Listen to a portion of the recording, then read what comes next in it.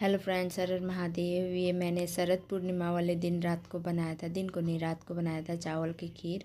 बहुत अच्छी बन के तैयार हुई है। कल यानी कि कल रात को ही बनाया था। उसके लिए मैंने क्या क्या किया उसको मैं बताती हूँ। इधर मैंने मतलब भगवान को याद किया पहले, उसके बाद मैं गैस ऑन करती हूँ। उसके बाद मैं 2 लीटर दूध डालूँगी। 2 लीटर दूध का मैंने खीर बनाया था। हमारे यहाँ पे शरद पूर्णिमा के रात को हर साल खीर बनता है चावल का, और भगवान को अर्घ्य दिया जाता है चंद्रदेव को। उसके बाद हम लोग सुबह नेक्स्ट डे सुबह को उसको प्रसाद के रूप में ग्रहण करते हैं।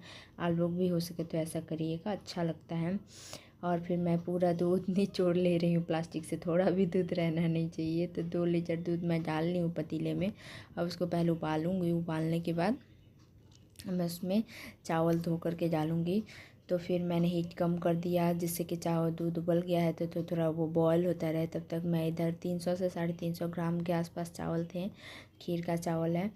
उसको धो के मैं पहले अच्छे से पानी से धो के वॉश करके 5-10 मिनट छोड़ देती हूँ। उसके बाद मैं उसमें डालूँगी और उसको अच्छे से चलाऊँगी। इधर मैंने और भी खाने के लिए उस दिन रात को बहुत कुछ पकवान बनते हैं, तो उसके लिए मैं तैयारी कर रही हूँ।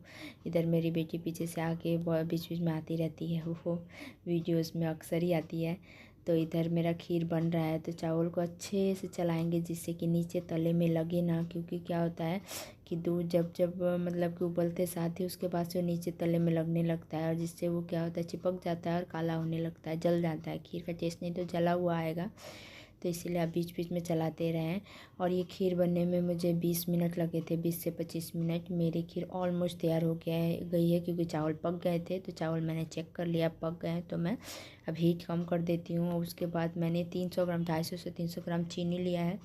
वो चीनी को भी मैं हीट कम करके ही डालूँगी, क्योंकि ज़्यादा करके ना डालें, क्योंकि दूध फटने का कभी कर क्या होता है, दूध फटने के भी चांसेस रहते हैं। तो हीट कम करके मैं चीनी डालूँगी, उसको अच्छे से मिला लूँगी। उसके बाद फिर 5 मिनट पकाऊँगी धीमी आंच में, जिससे कि थोड़ा दूध गाढ़ा हो जाए। क्योंकि चीनी डालने से क्या होता है वो पतला हो जाता है। उसके बाद गाढ़ा होने के बाद एकदम आप सुखाए ना, क्योंकि बाद में जब वो ठंडा होगा तो एकदम थिक हो जाएगा, तो वो अच्छा नहीं लगता। तो उसके बाद मेरा खीर ऑलमोस्ट तैयार हो गया था। इधर मैं परात में, बड़े से परात में डाल देती हूँ। इधर मैं भगवान के भोग के लिए, कृष्ण जी के भोग के लिए निकाल लेती हूँ अलग कटोरी में। उसके बाद एक परात में इसको डाल लूँगी। अब उसको मैं सजाऊँगी एकदम अच्छे से। जैसे कि इलायची, जो बोला जाता है कि स्वीट में उसको दुल्हन का रूप दिया जाता है, तो इलायची डालूँगी जिससे बहुत सुंदर खुशबू आती है। फिर काजू है, बादाम है, कुछ किशमिश है, वो डालूँगी। और लास्ट में केसर डाल के उसको गार्निश कर दूँ, मतलब अच्छे से सजा दूँगी, उसका अंतिम रूप दे दूँगी। तो ये मेरा खीर तैयार हो गया है। बहुत अच्छा बन के तैयार हुआ था, क्योंकि एक तो भगवान का प्रसाद है, तो ऐसे भी अच्छे बन के तैयार होते हैं। और भगवान का प्रसाद बनने के बाद मैं भगवान को याद कर लेती हूँ।